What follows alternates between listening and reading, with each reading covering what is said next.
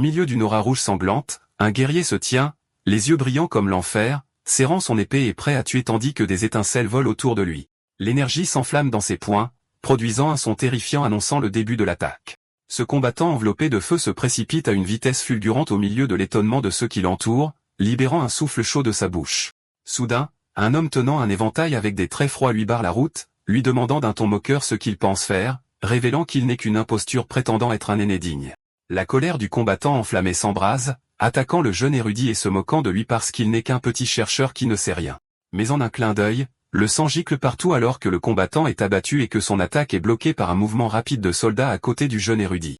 L'énorme corps tombe au sol couvert de sang, tandis que le jeune érudit se tient au-dessus de lui avec des traits sans émotion, et l'odeur du sang flotte dans l'air. Bientôt, le ciel se met à pleurer et la pluie tombe abondamment pour laver le sang, et l'odeur commence à s'estomper progressivement alors que le jeune homme quitte le champ de bataille. Ce jeune homme n'est pas qu'un simple érudit, mais une personne née avec le corps militaire céleste, un don rare qui rend ses 5 sens extrêmement développés. C'est un talent qui n'apparaît qu'une fois tous les 100 ans, transcendant la logique des humains ordinaires. S'il veut voir, ses yeux peuvent pénétrer les rideaux de pluie et distinguer les détails d'un palais lointain, et il peut détecter une seule goutte d'eau qui tombe avec une précision infinie. Alors qu'il marche sous la pluie, 2 gardes derrière lui parlent d'un ton moqueur, le décrivant comme l'érudit malchanceux qui erre dans l'alliance de Murom, causant des problèmes au lieu de les laisser se reposer. L'un d'eux se plaint que cet érudit perturbe leur paix et leur nourriture avec ses mouvements. Son compagnon lui demande d'un ton dérisoire s'il pense que l'érudit les entend, ce à quoi l'autre répond que la pluie est forte et que personne ne peut entendre à travers elle, suggérant qu'il parte. Mais la vérité est qu'il entend. Il peut capter des sons sur de vastes distances, même au milieu du bruit de forte pluie. Et parmi toutes ses capacités surnaturelles, sa perspicacité reste la caractéristique la plus terrifiante. Sa mémoire remonte. Lorsqu'il a réussi les examens de la fonction publique à l'âge de 19 ans, il croyait simplement qu'il était plus intelligent que les autres. Mais après avoir rejoint le bureau d'inspection de l'Alliance Murom et avoir parcouru les archives, il a réalisé la vérité de sa possession du corps militaire céleste. Il pouvait interpréter les secrets des manuels de combat d'un seul coup d'œil et les maîtriser sans aucune difficulté, ce qui l'a rendu arrogant quant à son pouvoir et ne craignant rien. Cependant, sa collision avec la réalité du Zongu, remplie de maîtres et de monstres, l'a réveillé de sa stupeur. Il a rapidement réalisé que quelqu'un avec ses capacités deviendrait une cible pour tout le monde. Et parce qu'il préfère de toute façon les livres aux arts martiaux, il a décidé de cacher ses véritables capacités et ce qu'il pouvait devenir. Son avenir et le chemin qu'il allait emprunter sont devenus inconnus même pour lui. Dans le présent, tout en ressentant un désir particulier pour sa mère en ce jour, il se tient à l'intérieur d'un palais majestueux. Le silence est brisé par une voix demandant s'il est l'érudit Shankar. Il a été convoqué par le chef du clan Nangung. Nangunak, le chef du clan, apparaît avec des traits sévères et une aura bleue l'entourant.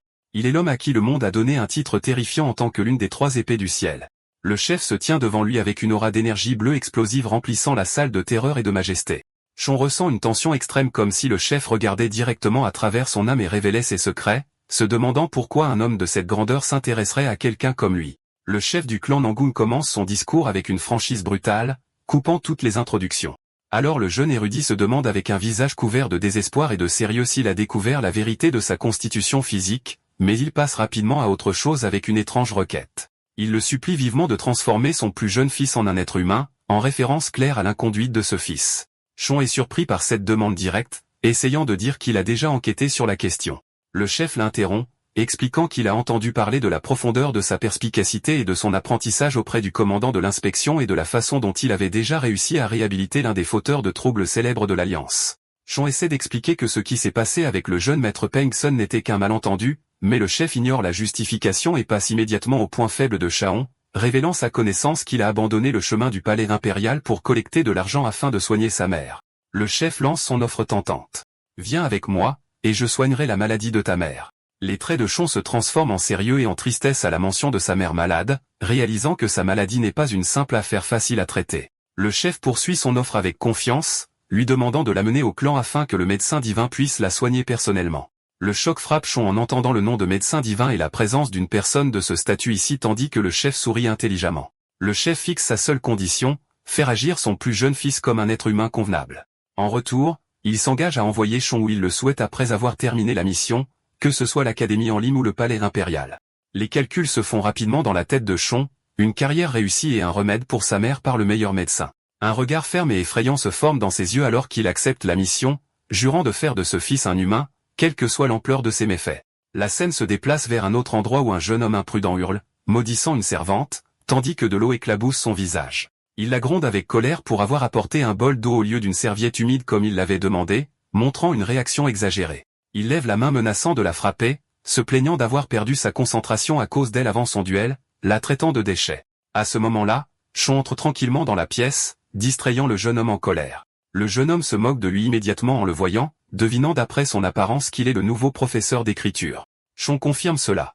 Alors le jeune homme se demande avec ennui pourquoi son père continue de lui envoyer ces érudits insignifiants. Le jeune homme sourit malicieusement, décrivant Chon comme vulgaire et insignifiant.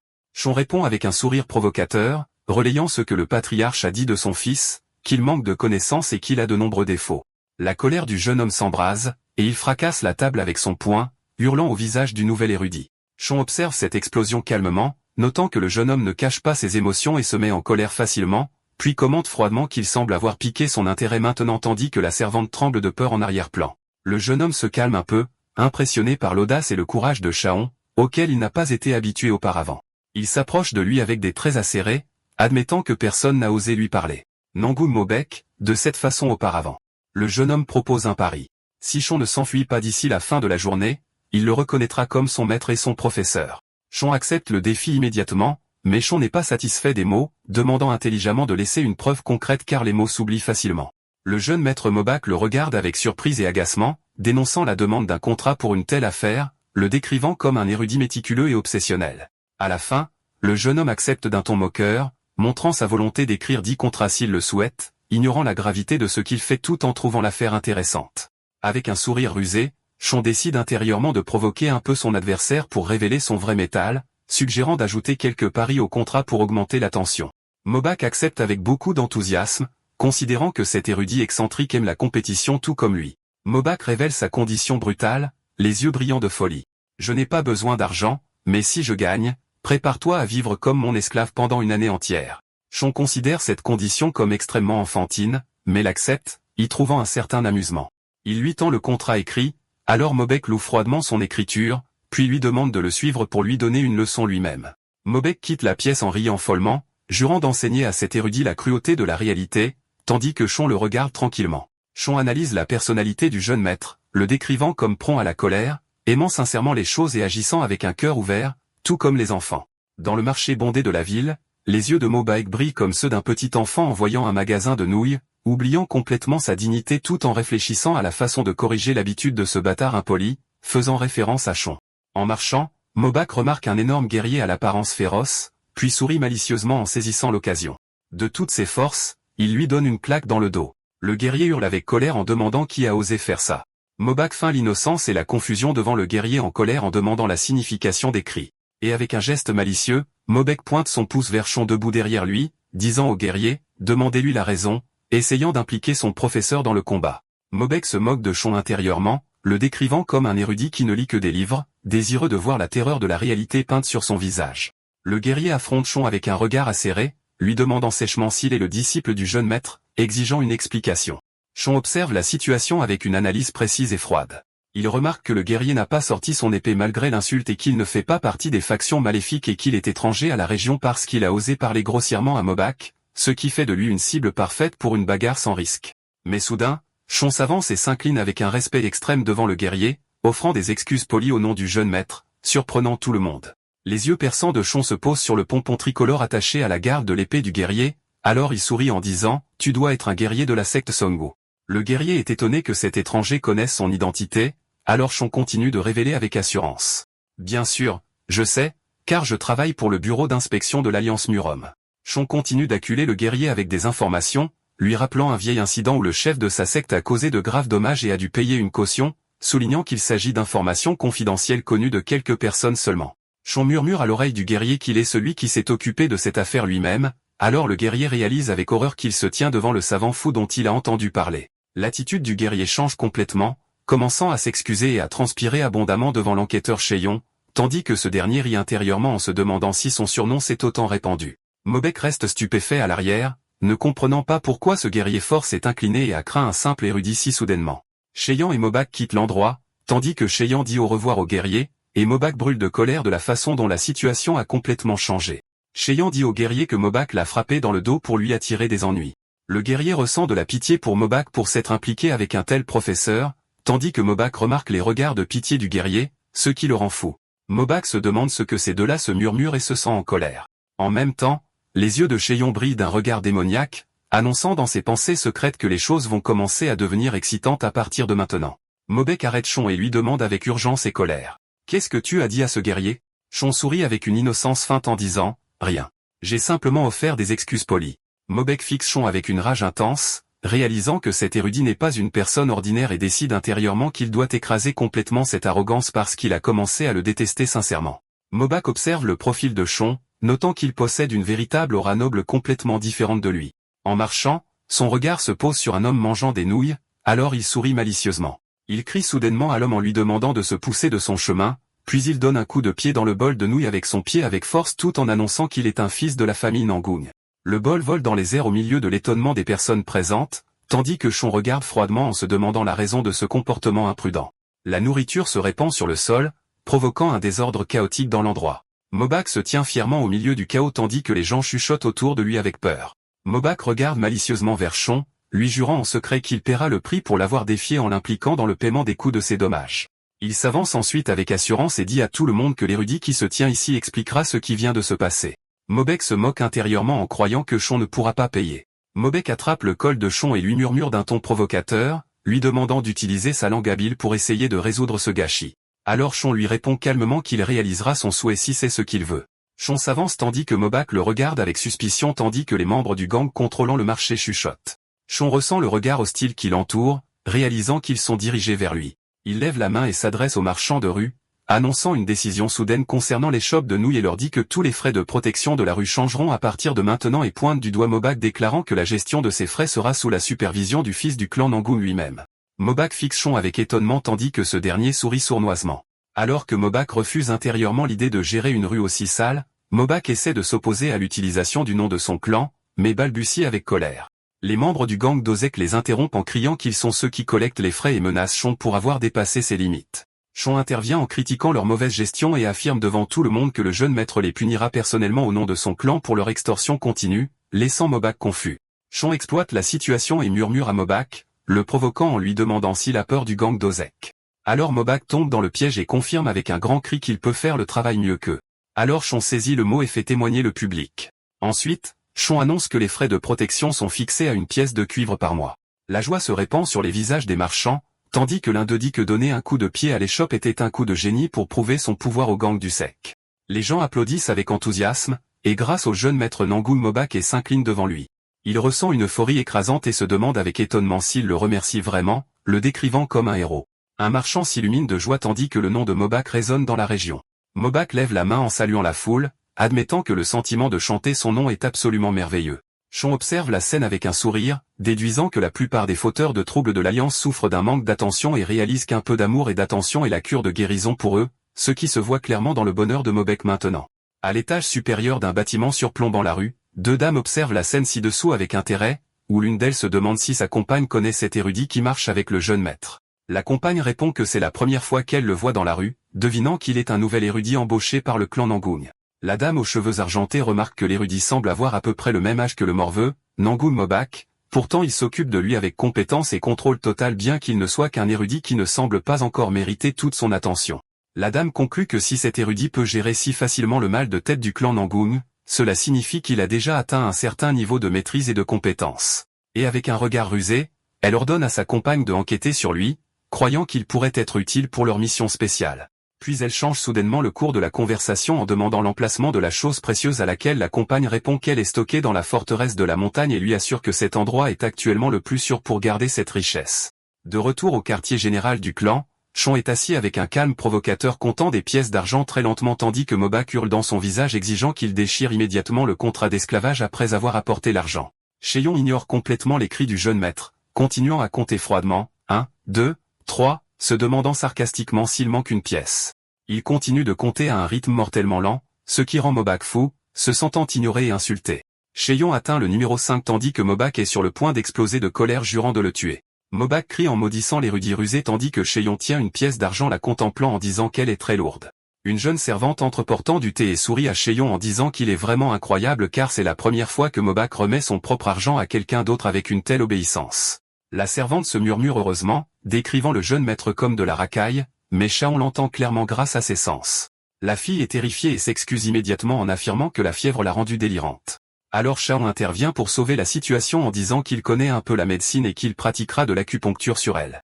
La servante est surprise en entendant cela et se souvient de sa mère malade alitée depuis longtemps. Shaon lui dit qu'il la soignera rapidement et lui demande gentiment de rassembler toutes les autres personnes qui ont besoin de soins dans le clan, alors la fille le remercie avec une révérence d'appréciation. Une lueur brille dans les yeux de Shaon alors qu'il décide de commencer sérieusement le processus de réhabilitation du morveux Mobak, en commençant par réparer l'environnement qui l'entoure. Il remonte dans sa mémoire lorsqu'il étudiait la médecine dans les archives pour traiter la maladie de sa mère, où il a découvert 2 faits étonnants. Le premier fait concerne sa mère, dont il a découvert qu'elle possède le corps suprême de l'étoile violette. C'est un corps béni par le ciel, ou en d'autres termes, un corps avec une constitution absolue. Il a réalisé que sa maladie découle de la forte structure physique que son corps humain ne peut pas supporter, c'est pourquoi elle n'a pas été affectée par aucun médicament ou acupuncture toutes ces années. Heureusement, il a découvert qu'il n'y a qu'une seule herbe qui interagit avec son état, qui est la fleur de l'esprit de l'aube. Et bien qu'il ne sache pas où elle pousse, sa simple existence dans ce monde lui a donné de l'espoir. Quant au deuxième fait, il concerne sa constitution physique unique. Étant né d'une mère possédant le corps suprême de l'étoile violette, il a hérité d'elle le corps martial céleste spécial. Une fois l'âge de 20 ans dépassé, ses sens ont commencé à se développer à une vitesse phénoménale, et son corps est entré dans un état de transformation pour devenir le vaisseau parfait pour les arts martiaux, lui permettant d'absorber facilement toutes les connaissances qu'il désire, que ce soit l'astronomie, la médecine ou la musique. Cependant, toute structure spéciale a un défaut fatal. Le corps martial céleste porte le destin de l'étoile de l'armée brisée. À moins qu'il n'absorbe l'énergie des 6 étoiles restantes de la grande ours pour stabiliser son corps, une fois l'âge de 20 ans dépassé, l'étoile de la folie explosera à l'intérieur de lui, le transformant en un fou contrôlé uniquement par des désirs physiques, et il finira par une mort précoce et tragique. Pour éviter ce sombre destin, il doit trouver 6 personnes qui possèdent l'énergie des étoiles pour absorber leur énergie et s'empêcher de se transformer en un démon lubrique et de mourir jeune. L'écho d'une vérité résonne dans son esprit, que ce n'est qu'ainsi qu'il peut sauver sa mère. La scène se déplace vers un immense bâtiment où un homme est projeté avec une force phénoménale, fracassant les portes en bois et tombant au sol. L'homme gît, souffrant, et murmure de partir vite car l'endroit est devenu extrêmement dangereux. Quelqu'un s'approche à pas réguliers, alors l'homme blessé tente de l'avertir en tremblant. Mais celui qui arrive n'est autre que Shaon, qui cherchait précisément l'endroit le plus bruyant et chaotique, trouvant devant lui une scène de destruction et un homme assis au milieu des débris en train de boire du vin. Shaon s'adresse à l'homme assis, le décrivant comme un morveux incapable de contrôler l'énergie de l'étoile de la folie, tandis que l'homme continue de boire avec indifférence. L'homme se met en colère et écrase la tasse à main nue, se demandant qui ose lui parler avec un tel manque de respect. Shaon révèle immédiatement l'identité de son adversaire. C'est Peng Soin, fils d'un ancien de l'Alliance Murom, puis il ouvre son éventail en préparation. Shaon se présente avec un sourire confiant, annonçant qu'il vient du bureau d'inspection de l'Alliance Murom. Retour au présent, la servante remarque que Shaon est perdu dans ses pensées et lui demande s'il va bien. Il lui répond qu'il se souvenait juste de vieux souvenirs. La scène se déplace au salon de thé Shaon Sim où l'endroit s'est transformé en une clinique temporaire où Shaon soigne des patients avec des aiguilles. Il insère les aiguilles avec une grande habileté et précision tandis que la jeune fille, H.W. Young, le regarde avec émerveillement. Il termine de soigner un patient et appuie avec sa main sur le point douloureux pour le soulager sous les regards reconnaissants des personnes présentes. Hua Young, la propriétaire du salon de thé, pense à l'étrange contradiction de cet homme. Auparavant, il traitait ce morveux comme un petit enfant, et maintenant il utilise de longues aiguilles difficiles avec une extrême compétence. Elle se rend compte que son talent en acupuncture surpasse la plupart des médecins et confirme la justesse de sa décision de l'enquêter. Shaon écrit une ordonnance à l'encre et au pinceau tandis que les patients le regardent avec un grand respect en l'appelant érudit. Une vieille femme s'avance timidement, lui offrant des œufs en guise de paiement, s'excusant car c'est tout ce qu'elle possède. Shaon sourit gentiment et accepte les œufs en la remerciant, confirmant qu'ils ont l'air frais et qu'il les mangera avec appétit. Puis il surprend tout le monde en lui donnant l'ordonnance avec un sac d'argent pour acheter des médicaments. La vieille femme panique et refuse d'accepter l'argent, disant qu'ils ne peuvent pas accepter cela non plus.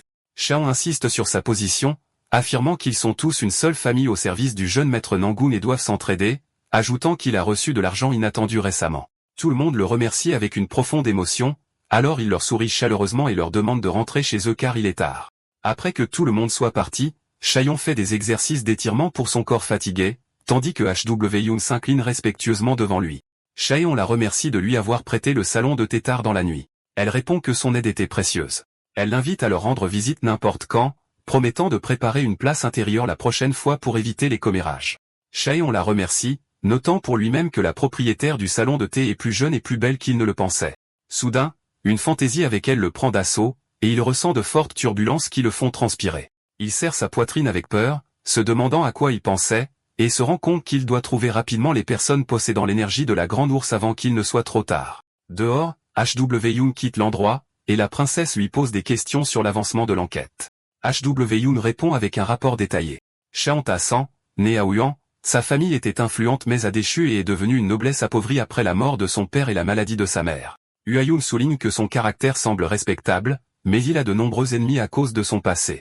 Il travaillait au bureau d'inspection où il a révélé et puni toutes sortes de corruptions et n'a pas hésité à faire tomber des chefs de division ou même des maîtres de pavillon, ce qui lui a valu de nombreux mérites et inimitiés en même temps. Il était strict au point de faire tomber un ancien de l'Alliance Murom, et on dit que sa persévérance a même fait suivre les fantômes, ce qui lui a valu le titre d'érudit fantôme. Il semble que l'Alliance ait ressenti un lourd fardeau en raison de sa campagne contre la corruption, alors ils l'ont envoyé au clan Nangoon pour se débarrasser de lui. Mais il y a quelque chose d'étrange qui suscite la suspicion. Des rumeurs indiquent qu'il maîtrise également les arts martiaux et qu'il est à un niveau correspondant aux étoiles montantes de l'Alliance Murom qui approche du niveau de premier ordre. La conversation se déplace soudainement vers sa mère alors que la dame demande à sa compagne de parler sans hésitation de ce qu'elle a découvert. H.W. Young révèle qu'après avoir examiné l'état de la mère de Shaon et les ingrédients médicinaux qu'il achète, elle a découvert la possibilité qu'elle ait une maladie de rupture du pouls solaire. Les yeux de la princesse brillent, se demandant si c'est la maladie qu'elle recherche depuis si longtemps. Elle se remémore ses souvenirs, car 5 années se sont écoulées depuis qu'elle a quitté le palais de glace de la mer du Nord, errant sur le continent déguisé en médecin à la recherche de cette maladie spécifique, réalisant qu'il ne lui reste plus qu'1 an à vivre si elle ne la trouve pas. Sur cette base, elle décide qu'elle examinera elle-même la mère de Shaon Ta-San pour confirmer. Il s'avère que H.W. Young est la 3e gardienne du palais de glace de la mer du Nord, et sa maîtresse lui ordonne de continuer à surveiller de près cet érudit. Ailleurs, Shaon marche en pensant à la grande ours, se demandant où se trouvent ceux qui possèdent l'énergie stellaire. Il sait que ceux qui sont nés avec cette énergie sont destinés à se révéler d'une manière ou d'une autre et se sont peut-être fait un nom en tant que chef de leur faction. Et alors qu'il est plongé dans ses pensées, il sent la présence de quelqu'un. Mobak apparaît soudainement avec un faux sourire, l'appelant professeur. Il sort un vieux livre, affirmant qu'il est hérité dans sa famille depuis longtemps, mais personne n'a été capable d'interpréter son véritable sens. Mobek demande avec une innocence feinte si ce livre est un manuel d'arts martiaux, affirmant qu'il essaiera de l'interpréter lui-même cette fois. Et comme Shaon est son professeur d'écriture, il lui demande de l'aider à déchiffrer ses talismans, affirmant une ignorance complète de son contenu. Shaon le regarde avec suspicion, se demandant pourquoi ce morveux lui demande une faveur et ce qu'il mijote. Mais il décide d'accepter pour briser son ennui, disant qu'il va essayer. Une fois, Mobak s'éloigne. Shaon remarque son sourire malicieux et se rend compte qu'il est en train de préparer un nouveau plan. Mobak rit en secret, croyant que cet érudit insensé tombera dans le piège de la déviation du QI s'il essaie d'interpréter le livre comme les autres. Shaon réalise le choc, se demandant si ce morveux vient de lui remettre un manuel secret du clan Nangoon. Mobak s'allonge confortablement sur l'herbe, se moquant de Shaon et le défiant d'essayer de comprendre le livre. Mobak croit que le manuel qu'il a donné n'est pas qu'un texte normal, mais un art martial qui a causé la destruction d'innombrables génies du clan Nangoon. Il sait que toute tentative d'interpréter le livre conduira au blocage des méridiens les uns après les autres, ce qui conduira inévitablement à une déviation du QI. Alors il rit follement en regardant de loin, attendant la chute de Shaon. Mais Shaon s'assoit tranquillement sous le ciel clair en lisant attentivement le livre. Il lit la phrase « L'extrême simplicité est la même chose que l'extrême complexité puisque le grand Tao est sans forme ». Il répète la phrase dans son esprit, absorbant le sens profond caché aux autres. Shaon se rend compte que le livre contient des principes profonds d'un art martial suprême, ce qui le fait saliver d'excitation au lieu de tomber dans le piège. Shaon lit le livre avec une concentration intense, réalisant qu'une interprétation hâtive mènera inévitablement à une déviation du QI. Et au lieu de simplement lire le texte, il décide d'essayer d'absorber directement les versets avec son corps. Pendant ce temps, la jeune servante entre en apportant de bonnes nouvelles, lui disant avec un bonheur accablant que l'état de sa mère s'est considérablement amélioré après avoir pris les médicaments qu'il a prescrits la dernière fois. Ajoutant que d'autres qui ont pris les médicaments sont également impressionnés par ses compétences médicales, lui offrant de l'aide pour tout ce dont il a besoin afin de lui rendre l'appareil. Shaon saisit immédiatement l'opportunité, admettant qu'il a en fait besoin d'aide, lui demandant s'ils ont une épée en bois dans le dortoir. La servante trouve sa demande étrange. La scène se déplace vers Mobek, qui crie à la servante en lui demandant son épée en bois pour Shaon. Mobayak dégaine sa vraie épée de manière menaçante, tandis que la servante tremble de peur devant lui. Il pointe sa lame tranchante vers elle, la faisant crier en implorant pitié. Mobayak jette sa vraie épée vers elle, se moquant et exigeant qu'elle oublie l'épée en bois et utilise plutôt cette vraie épée. Et pas seulement ça, il jette une variété d'autres armes, le défiant d'utiliser tout ce qu'il peut. La scène se déplace vers Chon qui ramasse calmement l'épée en bois et commence à exécuter des mouvements fluides, en murmurant des mots, ondulation sans forme, dispersion silencieuse, franchissement des frontières. Cheyenne remarque que les chants sont mélangés à l'idéologie bouddhiste ésotérique, ce qui les rend plus complexes. Il réalise que pour maîtriser cet art, il doit comprendre les emplacements et les significations des 7 méridiens spirituels mentionnés dans le bouddhisme ésotérique, et non le taoïsme habituel. Moba crie en secret avec malice, confiant que la structure complexe du livre mènera inévitablement Chon à une déviation du QI. Mais ce que Mobak ignore, c'est que Chon a lu un ancien texte sur le bouddhisme ésotérique dans la bibliothèque de l'Alliance Murom il y a longtemps, et qu'il connaît l'emplacement exact de ces lignes spirituelles.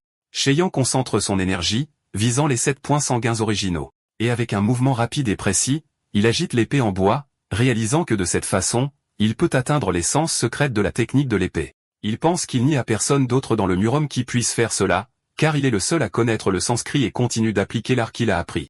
Cheyenne déduit que le créateur de cet art martial voulait probablement utiliser la puissance de ces lignes spirituelles, mais il réalise également que l'utilisation d'une énergie interne standard réduirait la puissance et ferait perdre de sa valeur à la technique. Ses yeux brillent d'une profonde compréhension, et il continue à s'entraîner vigoureusement.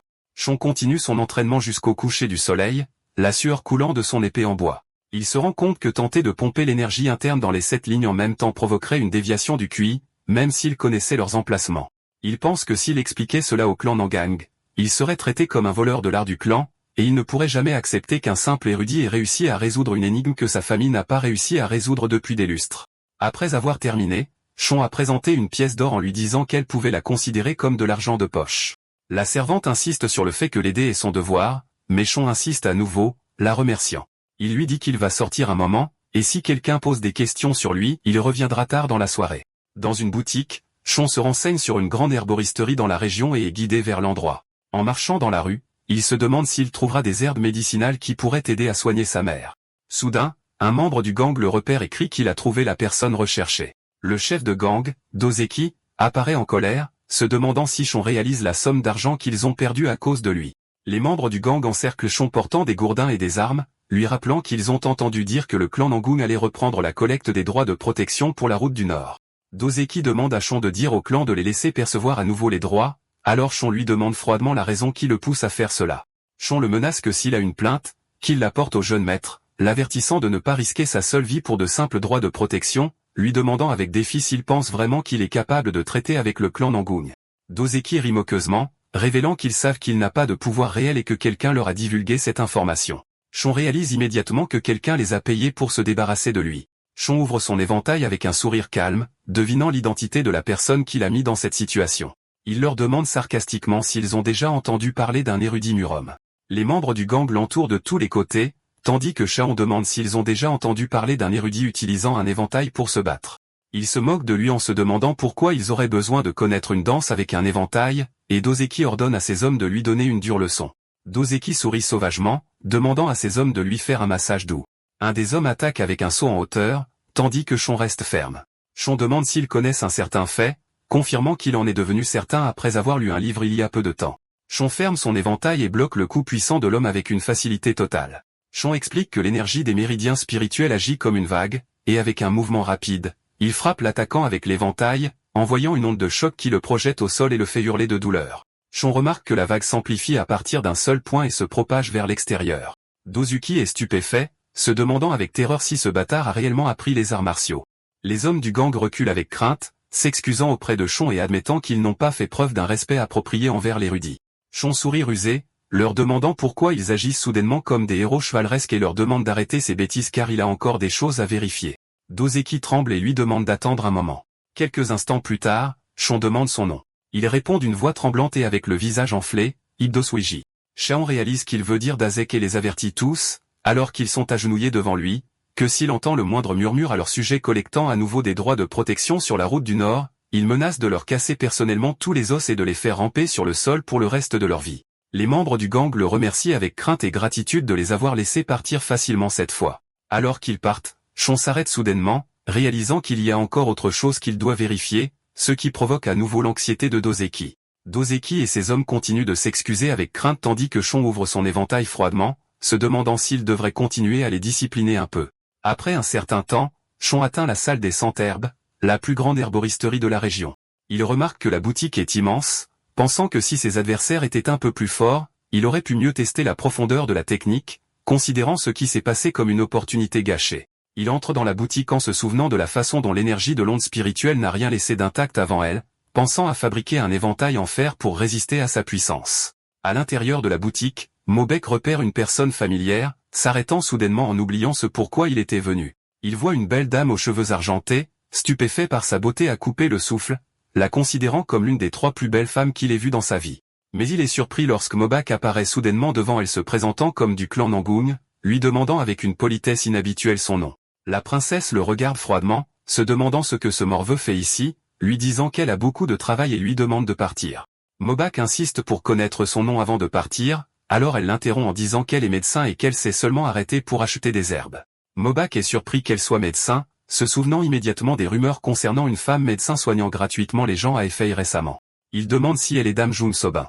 Elle hoche la tête affirmativement. Shon pense qu'une beauté comme elle offrant des soins gratuits doit avoir un motif caché. À ce moment-là, Mobak feint d'avoir soudainement mal, affirmant qu'il a mal à la tête et lui demande de l'examiner. La princesse refuse froidement en disant qu'elle est occupée et qu'elle le verra plus tard alors que Mobak essaie de la poursuivre. Cheon apparaît soudainement dans la boutique, surprenant les deux. Mobak lui demande ce qu'il fait ici. Cheon répond simplement qu'il est venu acheter les herbes nécessaires, tandis que Mobak affirme qu'il est venu acheter des médicaments pour lui-même. Shaon aperçoit le papier que Mobak tient, lisant le nom soupe de sagesse Sistanche, se moquant en secret se demandant si ce morveux prévoit d'utiliser un tonique de puissance. Mobak lit ce qui est écrit sous le nom pour améliorer la concentration, se demandant sarcastiquement pourquoi ce morveux aurait besoin de quelque chose comme ça.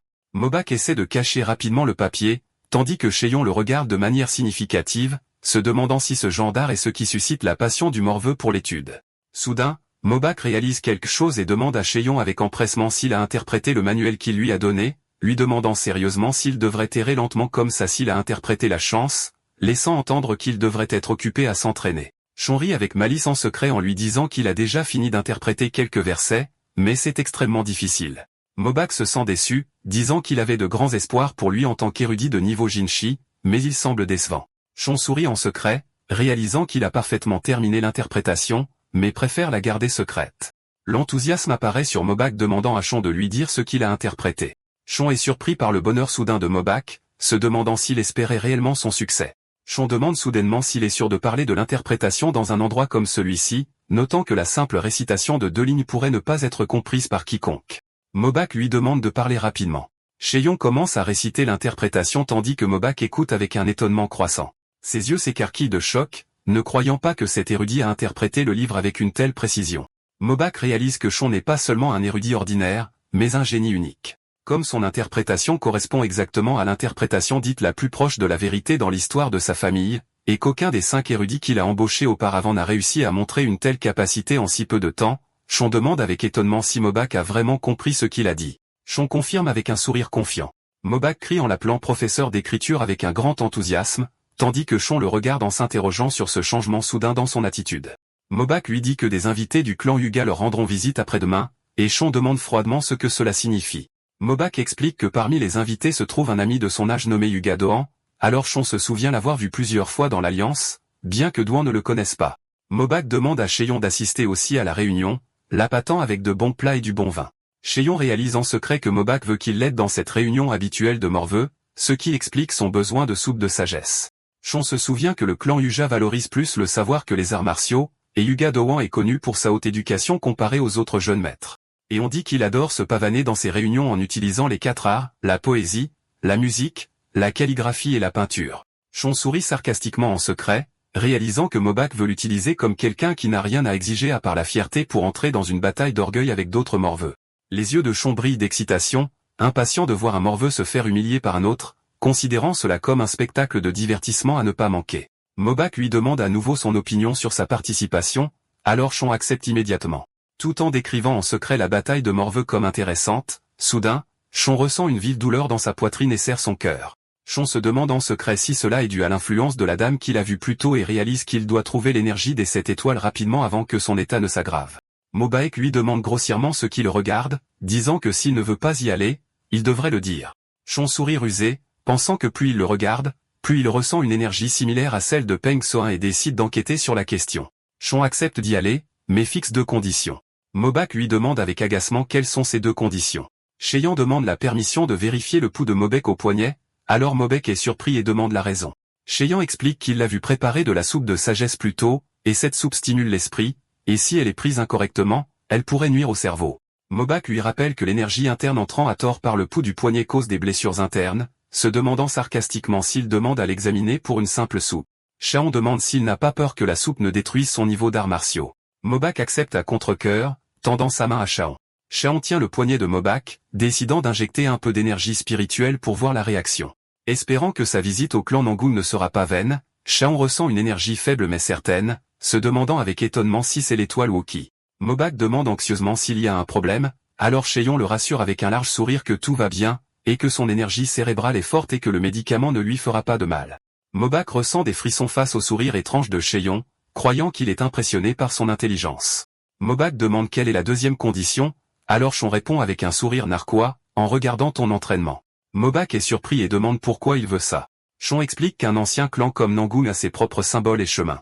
Et pour interpréter la chance dans le livre avec précision, il doit comprendre les principes des autres arts martiaux du clan, et regarder les mouvements de Mobek l'aidera à comprendre le sens avec précision. Mobek exprime sa surprise de l'intérêt de Cheyenne à regarder son entraînement, notant que les érudits méprisent généralement les arts martiaux et les considèrent comme des mouvements barbares. Mais il accepte avec enthousiasme considérant que le désir de Cheyenne d'observer l'entraînement pour interpréter véritablement la chance est ce qui fait de lui un véritable érudit. Mobek complote malicieusement en secret, décidant qu'il va faire interpréter à Cheyenne le manuel qu'il est en train d'apprendre également. S'il réussit, c'est bien. Et s'il échoue, cela n'a pas d'importance. Mobek accepte à haute voix, mais fixe une condition que Cheyenne doit interpréter l'art martial qu'il est en train d'apprendre également. Mobek demande à Cheyenne de venir demain, tandis que Cheyenne sourit rusé en secret, réalisant que son plan se déroule bien. Le lendemain, Mobek demande avec impatience si Cheyenne va lui montrer l'interprétation ou non. Alors Cheyenne répond froidement d'oublier ça et lui tend un livre. Mobek lit le titre du livre, Art de l'épée du ciel azur illimité, et est frappé d'étonnement. Cheyenne se demande avec étonnement pourquoi Mobek lui montre ses manuels secrets, puis le regarde avec suspicion, se demandant s'il est complètement fou. Il lui demande sérieusement comment il a obtenu ce livre et s'il est acceptable de montrer la technique secrète d'un clan à un étranger. Mobek répond simplement que c'est bien parce qu'il veut vraiment le maîtriser. Mobek se vante de son talent supérieur, affirmant qu'il le maîtrisera plus rapidement que ses frères. Il se rassure en se disant que Cheyenne a travaillé dans l'Alliance Murom et connaît bien les lois, il n'y a donc pas besoin de s'inquiéter d'une fuite d'informations. Mobek demande à Cheyenne de lire les chants et de les interpréter pour lui avec arrogance. Il lui offre 300 comptes d'argent comme honoraire, et Cheyenne lui rappelle d'en faire un billet de banque et pas de lourdes pièces cette fois. Mobek commence à montrer ses compétences à l'épée, exécutant des mouvements aériens et des coups de pied puissants. Cheyenne observe attentivement les mouvements, décrivant l'art de l'épée comme une chanson vers le ciel infini et admirant sa beauté. Mobek hurle fort à chaque coup, ce qui agace Cheyenne et distrait sa concentration. Il se couvre les oreilles avec agacement, se plaignant du bruit qui l'empêche de lire. Il hurle alors au visage de Mobek de fermer sa bouche, lui expliquant qu'il doit conserver son énergie. Il lui dit que cet art de l'épée nécessite de préserver son souffle jusqu'à une seule frappe et que crier ne fait que disperser l'énergie interne. Mobek continue à s'entraîner en silence cette fois, et ses mouvements deviennent plus fluides et concentrés. Mobek remarque l'énorme différence car il ressent une plus grande puissance et une vitesse plus élevée. Cheyenne sourit avec satisfaction, lui conseillant de s'entraîner plus sérieusement pour manifester cette énergie, promettant de la prendre avec gratitude le moment venu. Mobek saute gracieusement dans les airs et exécute un atterrissage puissant. Il continue ses mouvements rapides et précis tandis que des feuilles d'arbres tombent autour de lui. Mobek jette son épée au sol, ne croyant pas ce qu'il a accompli.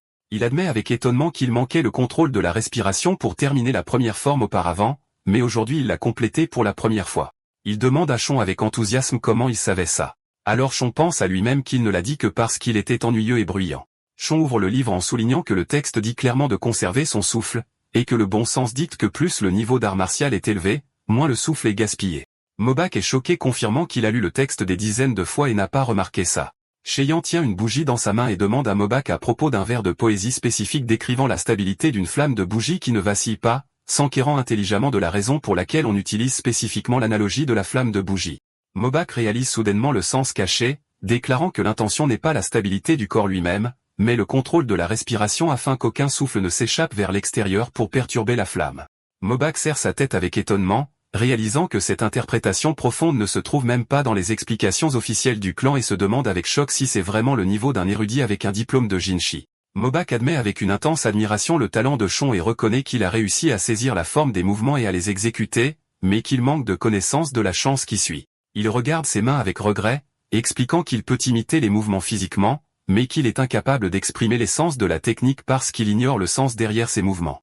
Sean lui demande avec désapprobation s'il ne sait vraiment pas et le met au défi d'effectuer les mouvements devant lui si sa compréhension est incomplète, ce qui provoque la confusion et l'objection de Mobak. Sean impose son contrôle sur la situation, lui rappelant sévèrement qu'il est le professeur et l'autre l'élève, se demandant sarcastiquement comment l'apprentissage peut avoir lieu si le professeur est celui qui s'incline devant l'élève et lui donne froidement le choix de laisser tomber l'affaire s'il ne le souhaite pas. Sean fait semblant d'être prêt à partir, laissant entendre qu'il ira voir le jeune maître Lee à sa place, ce qui provoque la panique de Mobak. Sean appuie sur un bouton sensible, soulignant que le frère aîné de Mobak s'entraîne à une technique similaire et lui demande avec défi s'il est difficile pour lui de montrer un certain respect à son professeur. Alors que Sean regarde les traits provoqués de Mobak, il pense à une possibilité excitante que le jeune maître Nangun Mobak pourrait être le premier parmi la lignée directe du clan à parvenir à atteindre l'essence secrète des arts de l'épée du ciel azur illimité, ce qui provoque un choc chez Mobayak qui paralyse sa pensée.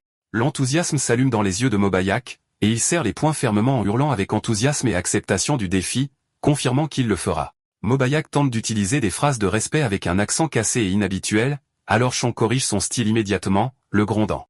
La scène se déplace vers les terrains d'entraînement où le chef de clan marche à pas assurés inspectant la zone. Le chef entend l'agitation et pense anxieusement que ce morveux est peut-être en train de tourmenter le nouvel érudit du marché à nouveau, résolvant de le gronder sévèrement s'il a causé l'expulsion de l'érudit. Mais il est surpris d'entendre la voix de Mobik demandant plus et voix Cheyenne frapper Mobik avec un bâton pour la correction tandis que ce dernier obéit. Le chef regarde de loin alors que Sean demande à son élève de se concentrer sur le sens de la chance, pas seulement sur le mouvement physique. Alors le chef se demande avec étonnement si cet érudit lui enseigne vraiment les arts martiaux. Mobek hurle en répondant « Oui, maître », d'une voix forte, ce qui stupéfie le chef de voir son fils rebelle, qui respecte à peine ses frères aînés, parler avec une extrême politesse à un simple érudit. Il se caresse la barbe avec soulagement, réalisant que les rumeurs sur la capacité de Sean à réhabiliter les fauteurs de troubles étaient vraies et que son plus jeune fils commence enfin à se transformer en un être humain convenable. Le chef décide qu'il doit récompenser généreusement l'érudit Sean. Mais à ce moment-là, Sean crie les mots « ciel azur ». Sean continue son explication à Mobak, lui demandant de regarder attentivement et de se concentrer sur le fait que le nom de la technique elle-même contient le mot ciel. Les traits du chef se transforment en horreur et en choc, se demandant si l'érudit vient de révéler la technique secrète du clan. La colère du chef s'enflamme, croyant que son fils a divulgué les secrets du clan à un étranger, et décide d'intervenir immédiatement pour les arrêter tous les deux. Mais avant qu'il ne bouge, il entend Sean demander à Mobak de réfléchir attentivement, expliquant que s'il supprime les branches inutiles des champs, la question se résume finalement à une seule vérité. Le chef s'arrête net en entendant Sean réciter les chants profondément. Les montagnes se dressent, mais elles restent sous les cieux. Et les eaux coulent profondément, mais elles coulent sur la terre. Les mots résonnent avec des images d'une nature à couper le souffle, montrant la majesté des montagnes et la profondeur de l'eau en parfaite harmonie. Mobak s'assoit dans une posture méditative, fermant les yeux et se souvenant des paroles de son professeur sur la relation des montagnes avec le ciel et de l'eau avec la terre.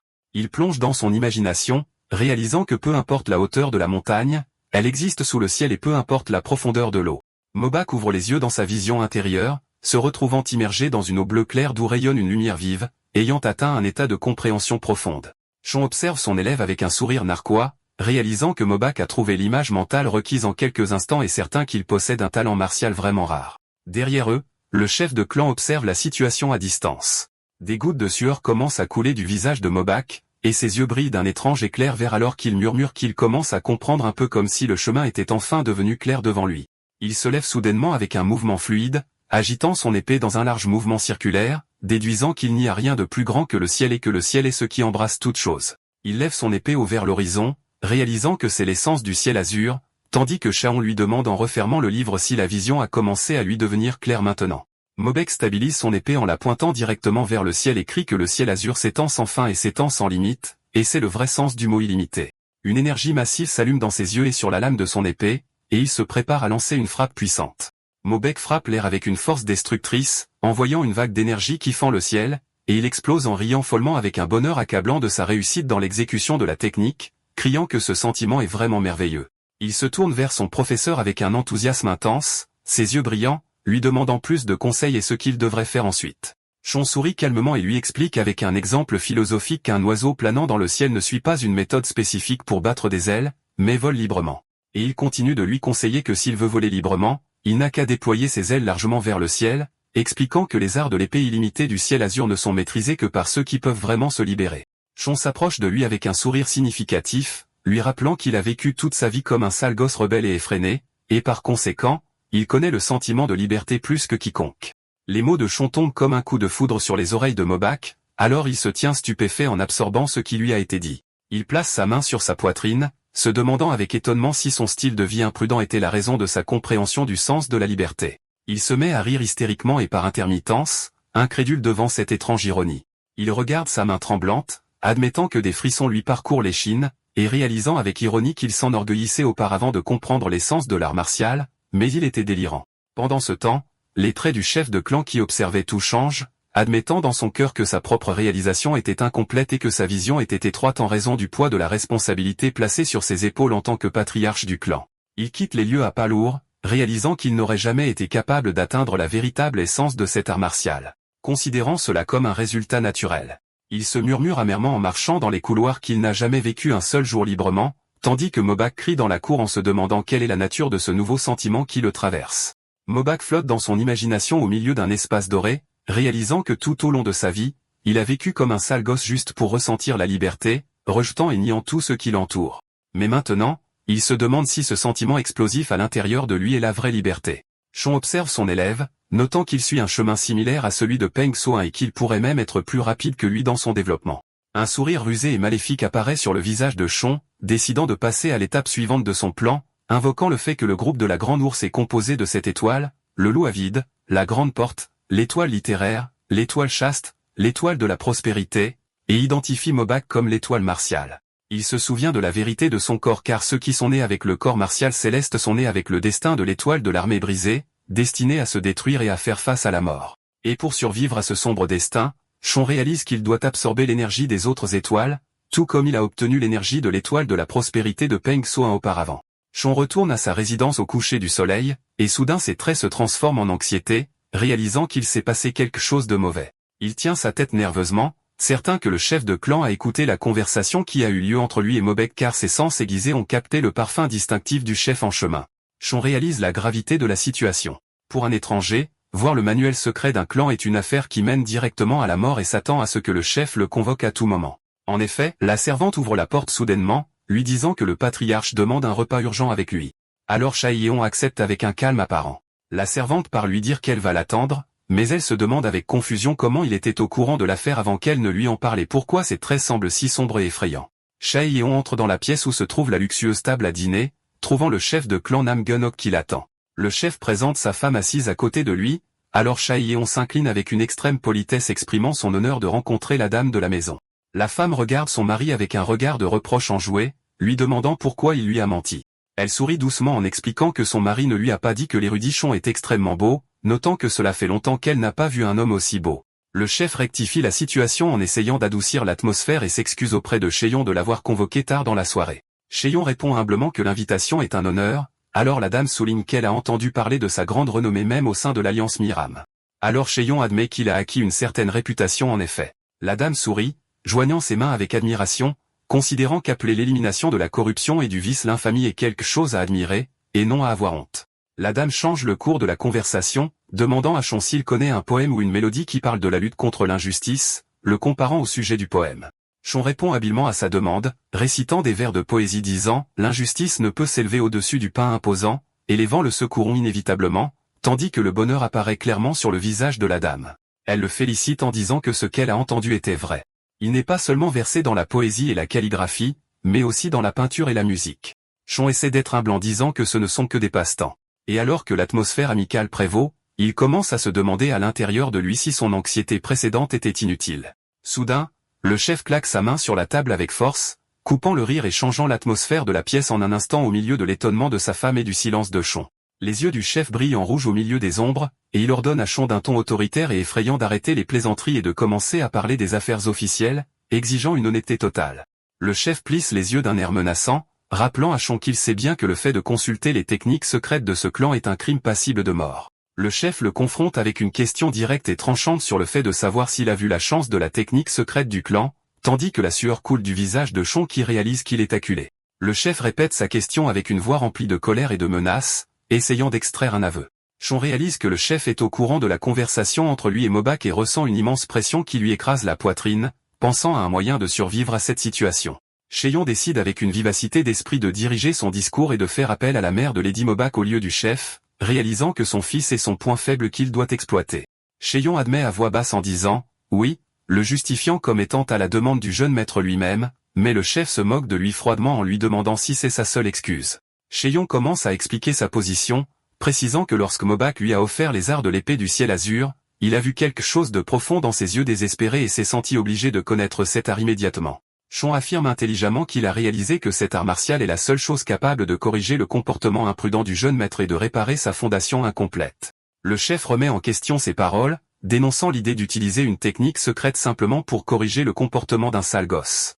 Mais Chaeyoung cite une sagesse ancienne en disant « supprimer un mal, dit vertus grandissent », soulignant que ce dicton s'applique parfaitement à l'état actuel du jeune maître. Et tandis que le chef essaie de s'y opposer en les considérant comme de simples excuses pour consulter des secrets, Chaeyoung l'interrompt en confirmant que cela ne se limite pas à cela seulement, mais se rapporte à ce qui se trouve à l'intérieur du jeune maître. Chaeyoung annonce avec confiance qu'il a vu le tempérament du héros à l'intérieur de Mobayek, confirmant que si seulement sa nature espiègle était éliminée, il possède le potentiel de devenir un grand héros dont le nom fait trembler le monde et pourrait même surpasser le génie Peng Soin.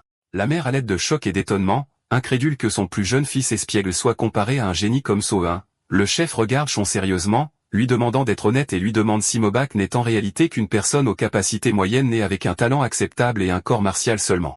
Chaeyoung peint un tableau rhétorique émouvant expliquant que le jeune maître possède un esprit libre. Mais parce qu'il ne pouvait pas déployer ses ailes comme un oiseau, il se sentait piégé dans une cage comme un poulet ou un canard, et ses actions imprudentes n'étaient rien d'autre qu'une tentative de briser son sentiment de dégoût de soi. La mère est profondément touchée et se couvre la bouche en pleurant, peinée par l'idée que son fils ait ressenti tout cela depuis le début, tandis que le chef considère l'histoire comme une grande exagération. Mais la mère crie à son mari en l'interrompant, confirmant que Chaeyoung a raison et se blâme ainsi que son mari parce qu'ils n'ont pas essayé de comprendre le cœur de leur plus jeune fils et se sont contentés de le gronder pour son égarement. La dame du clan Nangung place sa main sur sa poitrine avec douleur et remercie Chaeyoung d'une voix tremblante parce qu'il l'a aidé à réaliser l'étendue de la suffocation que son plus jeune fils a ressentie toutes ces années. Mais le moment émotionnel est brisé par son mari, le chef, criant soudainement, lui rappelant vivement que l'un des grands arts du clan a été divulgué à un étranger, ce qui est quelque chose qui ne peut pas être simplement ignoré. La femme commence et confronte son mari les larmes aux yeux, admettant qu'elle n'est pas une artiste martiale et qu'elle ne comprend pas ces choses. Mais en tant que mère, les arts du ciel azur ou même l'épée de l'empereur ne valent rien comparé à la vie de son fils et annonce qu'elle est prête à vendre ses secrets avec joie pour le sauver. Le chef la regarde avec étonnement tandis qu'elle poursuit son discours fermement, confirmant que son fils espiègle lui est plus précieux que n'importe quel manuel d'arts martiaux. Soudain, la dame frappe la table avec force en proposant une solution terrifiante pour mettre fin à la situation difficile, qui consiste à couper l'un des bras de Chaeyoung et à lui pardonner ensuite car il ne pourra plus utiliser les arts martiaux, ce qui provoque la terreur et le choc de Chaeyoung en arrière-plan. Le chef regarde avec un sérieux complet tandis que Chaeyoung se précipite pour s'incliner dans une panique extrême, leur jurant à haute voix. Chaeyoung crie en suppliant, promettant que s'il divulgue les arts du clan Nangung à qui que ce soit, il accepte de se faire couper les deux bras sans hésitation et ajoute avec une détermination désespérée que même si sa tête est coupée, il ne gardera aucune rancune. Alors le chef le regarde avec un regard perçant et décide de lui donner une dernière chance de prouver sa loyauté. Le chef révèle qu'une délégation de l'énorme clan leur rendra visite demain et s'attend à ce qu'elle demande un duel amical visant à humilier son plus jeune fils comme d'habitude. Le chef évoque une image douloureuse de son fils vaincu sous les pieds de son adversaire, soulignant que son fils n'a pas pu gagner contre lui une seule fois. La sueur coule du visage de Chaeyoung alors qu'il demande anxieusement si cela signifie qu'il est nécessaire d'assurer la victoire du jeune maître Mobak lors du duel de demain. Le chef le confirme avec un sourire confiant, lui promettant que s'il réussit, il le nommera à un poste lui donnant le droit officiel de consulter les techniques secrètes du clan. Les yeux de Chaeyoung s'écarquillent de surprise, mais le chef complète sa condition terrifiante qu'en cas d'échec, Chaeyoung devra offrir sa tête comme prix à payer. Le chef pointe son pouce vers son cou, confirmant qu'un homme de l'intelligence de Chaeyoung sait exactement ce que signifie cet accord. Chaeyoung se tait un instant, analysant rapidement la situation, et se rend compte que l'intention du patriarche est claire. Il souhaite le garder à ses côtés dans le clan, mais lui imposer ce test difficile n'est qu'un moyen de trouver une justification forte et convaincante devant les anciens et le conseil du clan Nangung pour l'embaucher. Le chef fait un clin d'œil en disant qu'il ne parlera pas davantage et le met au défi de prouver qu'il est vraiment capable de donner des ailes à son plus jeune fils, afin que le garçon puisse voler librement.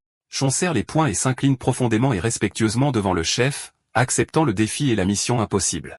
Le couple quitte la salle, et la femme s'excuse auprès de son mari pour ses paroles impulsives de tout à l'heure concernant la coupe du bras. Alors le chef la rassure en lui disant qu'il comprend son cœur et sa peur pour leur plus jeune fils. La femme sourit et lui demande sournoisement s'il avait l'intention d'embaucher Chaeyoung depuis le début et s'il connaît la vraie raison de sa venue dans le clan, Alors le chef sourit en l'embrassant. Le chef explique à sa femme que cet homme a affronté les anciens de l'Alliance Murom et a mis sa vie en jeu et a résisté à toutes sortes de menaces en tant que simple membre du bureau d'inspection, se demandant pourquoi un homme avec cet esprit martial divulguerait les secrets de leur clan, et ajoute avec admiration que Chon est la personne qui a transformé Peng So-un, qui était connu comme une racaille, en un véritable humain au point que le clan Peng lui-même le considère comme son bienfaiteur. La femme exprime son bonheur accablant que son mari ait amené quelqu'un comme ça spécifiquement pour leur fils, Mobak.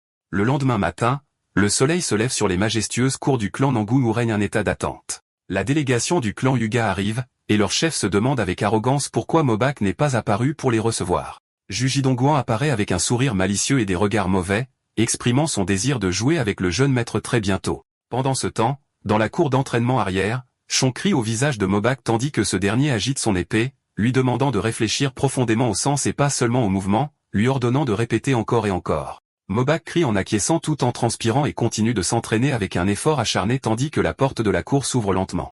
Un étranger en vêtements jaunes entre, se moquant de la bassesse de la porte du clan Nangun.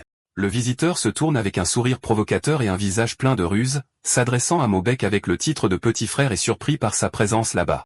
L'homme en jaune continue de sourire sarcastiquement, appelant Mobak petit frère d'un ton provocateur, tandis que Mobak le regarde avec un clair agacement en lui demandant froidement s'il est enfin arrivé. Yug lui demandant se moquant s'ils s'entraînent en préparation de leur prochain duel, soulignant avec un sourire sournois que Mobak ne semble pas heureux de le voir malgré le long temps écoulé depuis leur dernière rencontre. Yug exprime son bonheur accablant, affirmant qu'il est presque mort de joie à l'idée d'affronter à nouveau Mobak, exploitant la nette différence de taille entre eux pour le rabaisser. Cheyenne note dans son cœur que Hyuga semble plus grand qu'il ne l'était lorsqu'il l'a vu à l'Alliance, se demandant secrètement s'il a grandi, le décrivant comme un sale gosse intéressant. Hyuga continue sa provocation publiquement, posant sa main sur la tête de Mobak comme s'il caressait un petit enfant, demandant sarcastiquement s'il a un peu rétréci ou si c'est lui qui a grandi, le décrivant comme étant devenu plus mignon qu'avant. Mobak repousse sa main avec une colère intense, lui demandant sèchement s'il a parcouru toute cette distance juste pour se vanter de sa taille, alors l'autre feint l'innocence et la surprise. Yuge rit moqueusement, penchant légèrement son corps, confirmant qu'il a beaucoup de choses à se vanter autre que la taille, et énumérant ses compétences en arts martiaux, en sciences et en musique, se moquant de l'idée que sa vantardise se limite à quelque chose de simple comme la taille. Yug remarque que Mobak est devenu plus arrogant et audacieux qu'avant, alors il se tourne soudainement vers Shaon qui se tient à l'arrière, se demandant avec suspicion si ce nouveau savant est la raison de ce changement. Yug hurle au visage de Shaon avec colère et émotion, lui reprochant de ne pas saluer et de se contenter de s'éventer avec son éventail avec arrogance, lui demandant bruyamment de révéler son nom immédiatement. Shaon se pointe du doigt avec un calme complet en répondant. Il est Shaon taisant. Alors Hyuga rit avec une moquerie hystérique en entendant le nom, commentant sarcastiquement que cet homme a aussi une langue courte. Hyuga jure de corriger leurs deux habitudes ensemble, mais soudain ses traits se figent et ses yeux s'écarquillent de choc et d'horreur en comprenant le nom qu'il vient d'entendre. Une image terrifiante de spectre fantomatique entourant Cheyenne se matérialise dans l'imagination de Yug, et il réalise avec étonnement qu'il se tient devant le tristement célèbre érudit fantôme de l'Alliance Murim.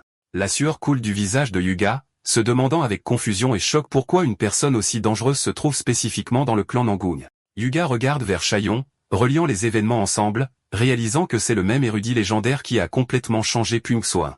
Cheyenne s'approche de lui avec froideur et confiance, lui demandant pourquoi il le regarde comme s'il voyait un mort, augmentant la tension et la confusion du jeune maître. Zuj balbutie en niant cela rapidement, expliquant qu'il pensait que l'érudit resterait au clan Pung, se souvenant clairement que Peng So-eun lui avait dit cela. Il se souvient de sa conversation avec So-eun, qui lui a dit qu'il emmènerait l'érudit dans son clan dans un but précis. Alors Hyuga commence à douter des capacités de l'érudit, se demandant si les rumeurs étaient exagérées, et qu'il n'était pas si génial.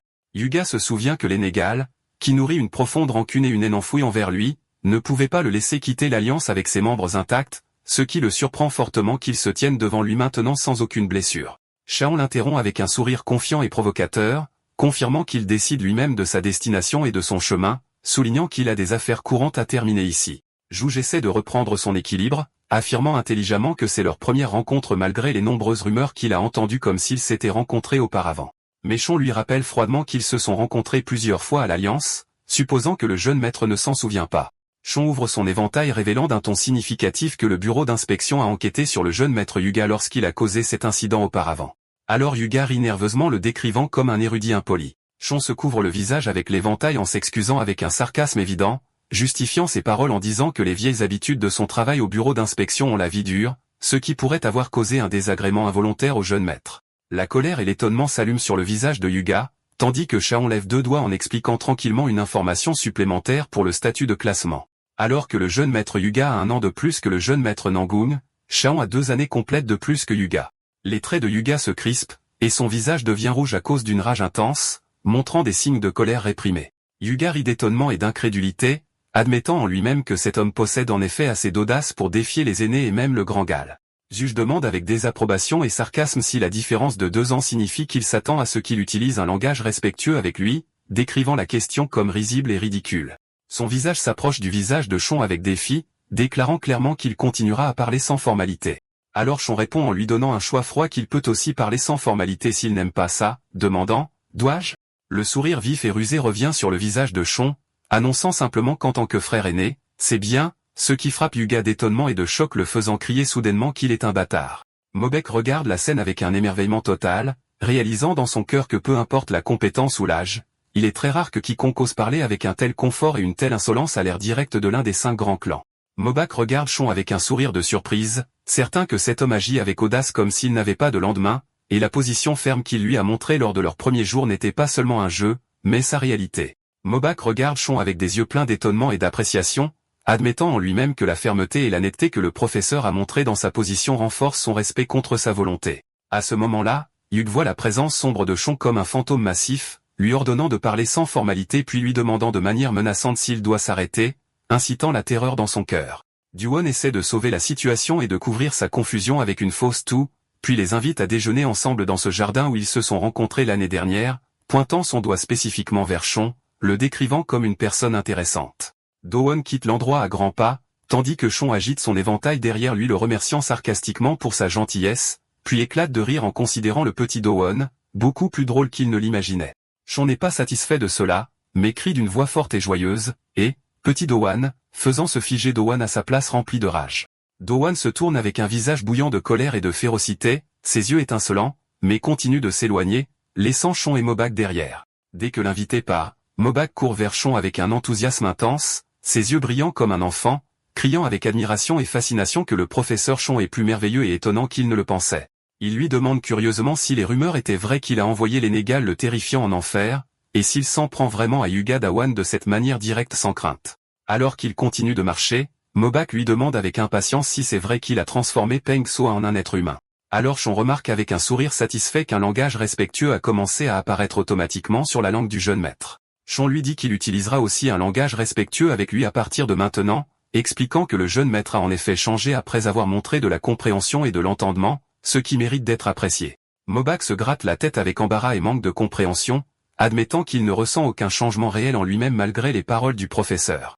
Shon lui dit calmement que Peng Soa était comme ça au début aussi. Alors Mobak panique en prononçant le nom ours, l'avertissant avec terreur qu'il aura de gros ennuis s'il appelle cette personne par son nom sans être ami. Mobak confirme avec crainte que son frère est complètement différent de lui. Il frappe avant de parler et pourrait vraiment tuer Shon, tandis que Shon répond froidement qu'ils ne sont effectivement pas amis. Shon sourit sournoisement en expliquant que Soon est celle qu'il appelle grand frère. Alors Mobak le regarde fixement, croyant que le professeur raconte des blagues idiotes comme quelqu'un qui rapporte des propos sur des chiens errants. Shon reste silencieux avec un sourire confiant, laissant le doute s'insinuer dans le cœur de Mobek qui lui demande avec étonnement et choc s'il est sérieux. La scène se déplace vers un jardin pittoresque avec une nature charmante où les deux se promènent et Shaon demande si c'est le jardin de la soumission des démons. Mobak confirme le nom et commence à raconter l'histoire expliquant qu'il y a 50 ans, un incident majeur s'est produit lorsque le culte démoniaque s'est révolté à Murom, ajoutant que les ancêtres du clan Nangun qui maîtrisaient l'essence secrète du clan ont bien performé à l'avant-garde de l'armée, mais le prix était tragique car la plupart ont perdu la vie dans cette bataille sanglante. Sur un ton triste, Mobak explique que cette tragédie est la principale raison pour laquelle les arts de l'épée du ciel azur illimité n'ont pas été entièrement transmis aux générations suivantes en raison de la mort de ceux qui les maîtrisaient. Continuant qu'ils maintiennent cet endroit pour s'assurer que la rancune et la volonté solide des ancêtres ne soient pas oubliées avec le temps, Shon comprend l'importance profonde du lieu, mais ils entendent de la musique provenant de l'intérieur. Alors Shon réalise que l'endroit a une grande signification, mais est maintenant violé. La colère de Mobek s'embrase en réalisant que Duon a convoqué des musiciennes et des courtisanes dans le jardin sacré de la soumission des démons cette année.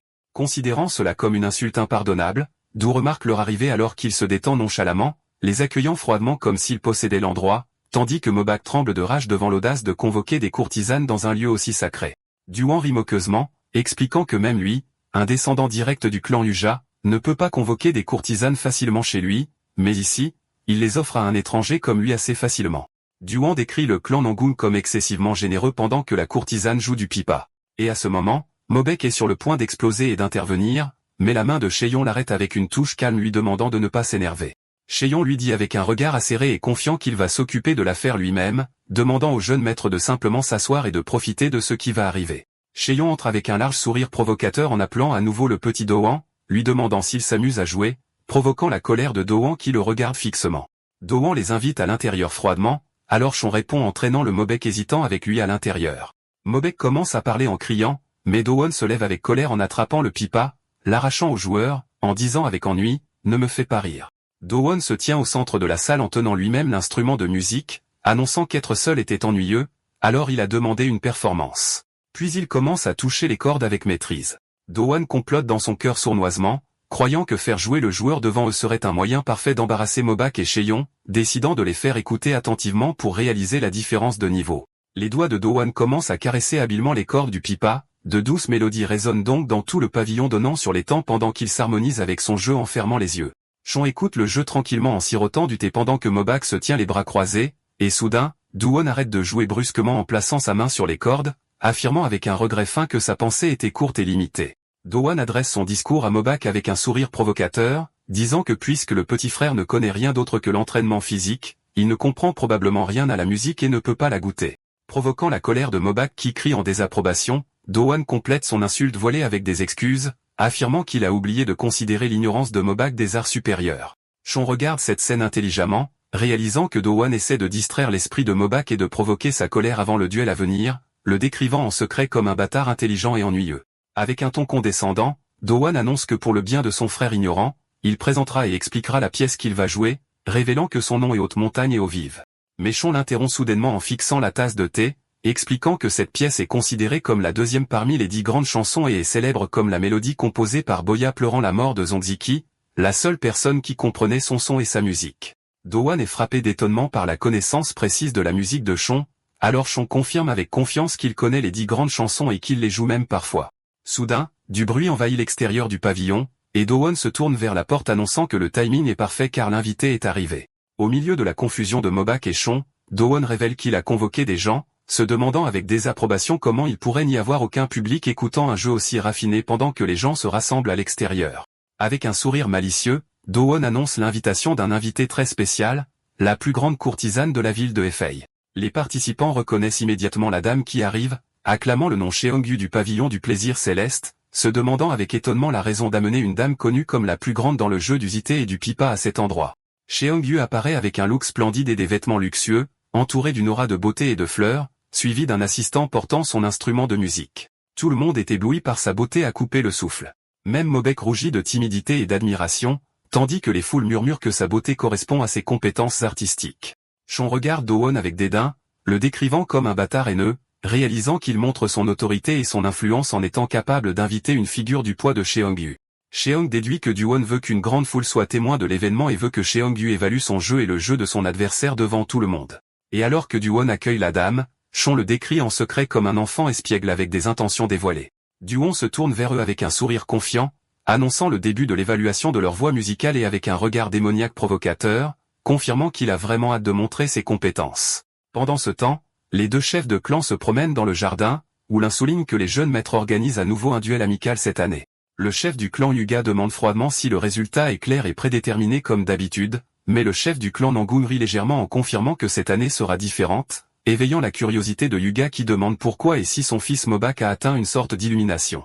Le chef Nangun répond sarcastiquement en caressant sa barbe en disant illumination, puis ajoute moqueusement que Mobak a finalement commencé à utiliser un peu sa tête, ce qui ne semble pas complètement convaincre le chef Yuga. Le chef Yuga continue de parler sérieusement, proposant que puisque ce duel représente leur clan, que diriez-vous de parier sur les droits d'expédition de l'agence d'escorte en fonction du résultat? Le chef Nangun réalise que ce vieux serpent rusé essaie de régler le différend de l'agence par un simple duel, mais trouve la question amusante. L'immense chef sourit sournoisement et avec confiance tandis que les traits du chef Nangun passent au sérieux et à la crainte. De retour à l'intérieur, Cheongyu s'incline poliment en remerciant leur invitation, et Doan, tenant son instrument de musique, annonce que les préparatifs sont terminés. L'endroit est rempli de public, et Doan annonce que le plus grand musicien d'Anhui est arrivé pour assister à l'événement. Do-won adresse son discours à Chung-yu, lui demandant de s'occuper de la tâche d'évaluation, puis se tourne vers Chon, lui demandant s'ils vont sortir pour commencer le duel, s'enquérant sarcastiquement s'il se sent nerveux. Chon rit en niant se sentir nerveux et en confirmant qu'il est excité de jouer un peu, puis surprend Do-won avec une proposition audacieuse. Puisque nous sommes en compétition, pourquoi ne pas jouer la même chanson? Le silence et l'étonnement règnent, et Do-won reste figé en regardant Chon, ne croyant pas cette proposition qui place la compétence technique en confrontation directe sans aucune place pour la manipulation.